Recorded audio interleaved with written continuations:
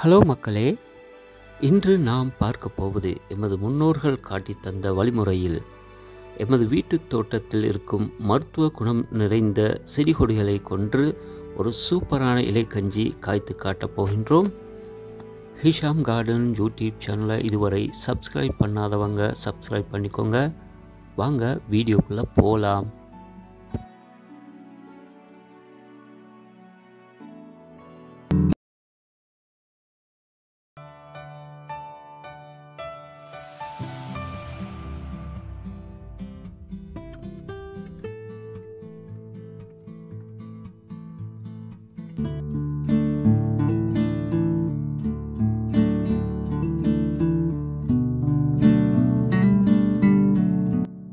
நாம் முதலில் எடுத்துக்கொள்ளப் போகும் மருத்துவ செடியானது சாத்தாவாரி.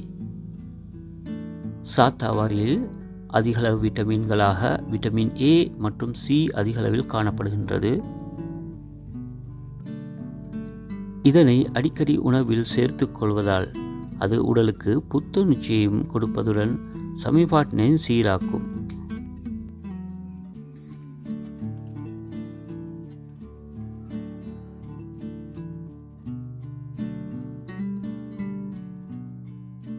அடுத்ததாக நாங்கள் எடுத்துக்கொள்ளப் போவது தேங்காய் பூக்கீரை. நாங்கள் இதனை இவ்வாறு தான் அழைப்போம். இந்த கீரைக்கு வேறு பெயர்கள் இருந்தால் கமெண்ட் பண்ணுங்க.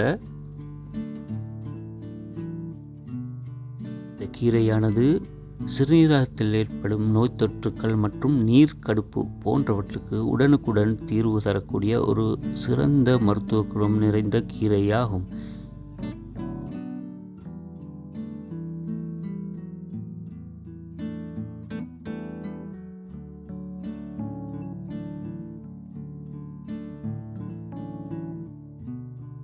அடுத்ததாக நாங்கள் சேர்த்துக்கொள்ளப் போவது கறிவேப்பிலை.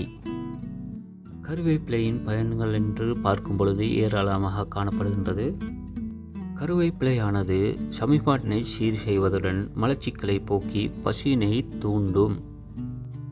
நீரிழிவு நோய்களுக்கும் கறிவேப்பிலை கஞ்சி சிறந்த உணவாகும். அத்துடன் இது உடம்பில் தேவையற்ற கொழுப்பை குறைக்கும். தலைமயிர் நீண்டு கருமையாக வளர்வதற்கும் கண் பார்வை பலப்படவும் கருவேப்பிலை உணவாகவும் கஞ்சிகளிலும் சேர்த்துக்கொள்வது நன்று.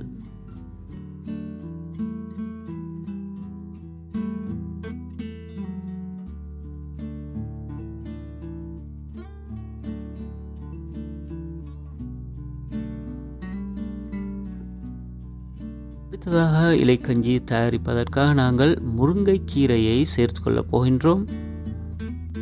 இக்கீரையில் புரதச்சத்து, கால்சியம், இரும்பு, மெக்னீசியம், பொட்டாசியம், விட்டமின்கள் ABC என்பன செறிவாக காணப்படுகின்றது.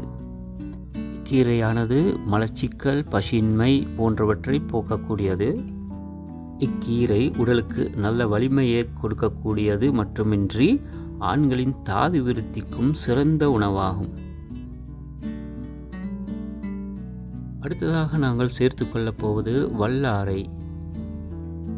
இக்கீரையில் இரும்புச்சத்து, உரிச்சத்துக்கள், விட்டமின் ஏ, சி, நார்ச்சத்து மற்றும் தாது உப்புக்கள் ஏராளமாக அடங்கியுள்ளது.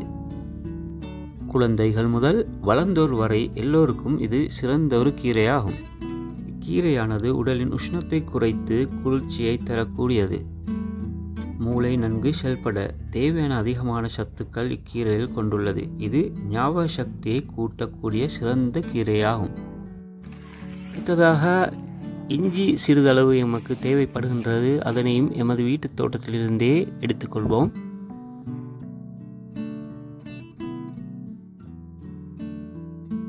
நாங்கள் இன்று ஒரு சத்து மிக்க ஒரு இலைக்கஞ்சி செய்வதற்கு 5 வகையான கீரை வகைகளை எடுத்துக்கொண்டோம். சாத்தாவாரி, தேங்காய் பூக்கீரை, கருவேப்பிலை, முருங்கை இலை, வல்லாரை போன்றவற்றை நாங்கள் எடுத்துக்கொண்டோம். இலைக்கஞ்சிக்கு தேவையான பச்சரிசி 200 கிராம் நாங்கள் எடுத்துக்கொண்டோம். இஞ்சி சிறு துண்டுகள் 2, வெள்ளை பூண்டு பற்கள் 7 பற்களும், வெந்தயம் சிறிதளவும் எடுத்துக்கொண்டோம். இலைக்கஞ்சிக்கு தேவையான தேங்காயை துருவி பிழிந்து எடுத்துக்கொள்ள வேண்டும். நாங்கள் ஒரு தேங்காயின் 3/4 வாசியை எடுத்துக்கொண்டோம். தேவையான அளவு உப்பையும் நாங்கள் சேர்த்துக்கொள்ள வேண்டும். இப்பொழுது இலைக்கஞ்சி எவ்வாறு செய்யலாம் என்பதை பார்க்க போகின்றோம். தெரிந்தெடுக்கப்பட்ட கீரைகளை நன்றாக கழுவி சுத்தம் செய்து கொள்வோம்.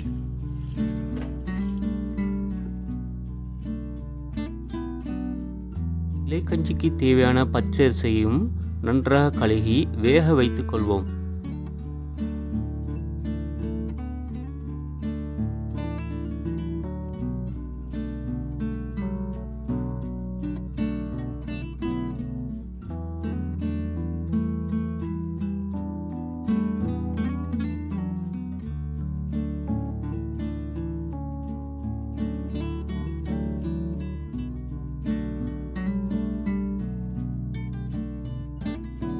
துருவிய தேங்காய் பூவை எடுத்து மிக்சியில் போட்டு அரைத்து அதில் வரும் முதல் பாலை எடுத்து வேறாக வைத்துக் கொள்ள வேண்டும்.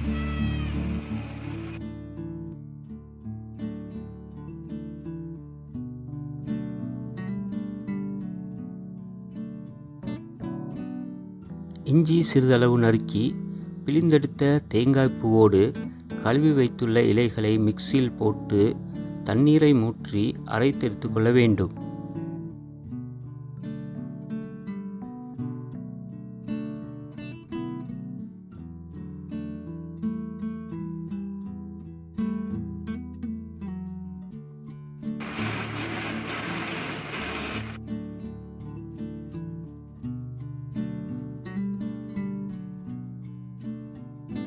இப்போது இதனை வடித்து எடுத்துக்கொள்வோம்.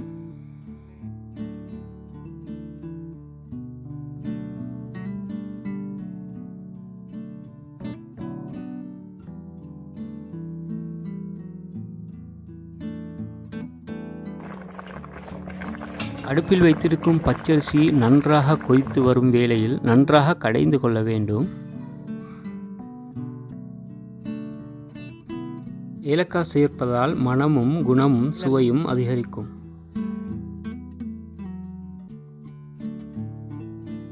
ஏற்கனவே அரைத்து வைத்திருக்கும் இலைகளின் சாற்றை ஊற்றி கிளறிக்கொள்ள வேண்டும்.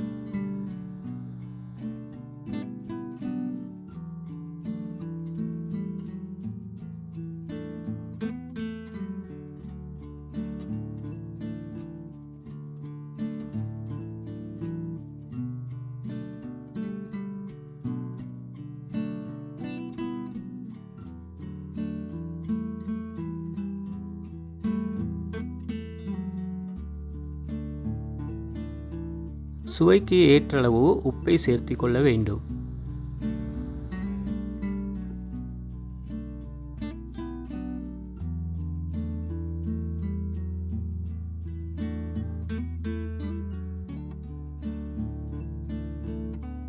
ஏற்கனவே எடுத்து வைத்திருக்கும் கட்டிப்பாலை ஊற்றி நன்றாக கிளறி ஒரு கொதி கொதித்த பின் அடுப்பிலிருந்து இறக்கிக் கொள்ள வேண்டும்.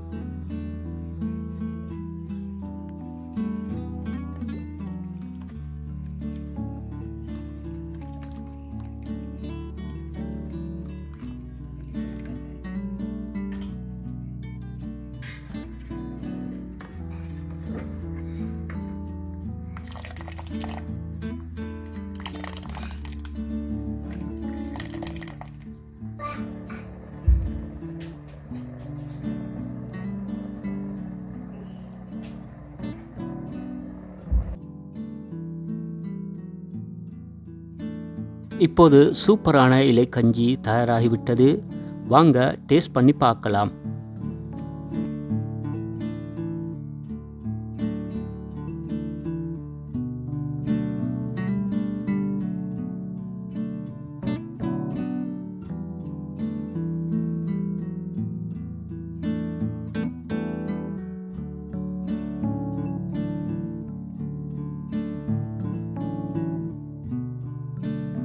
நீங்களும் உங்கள் வீடுகளில் இது மாதிரி சத்தான இலைக்கஞ்சி செய்து சுவை பார்த்து பயன்பெறுங்கள்.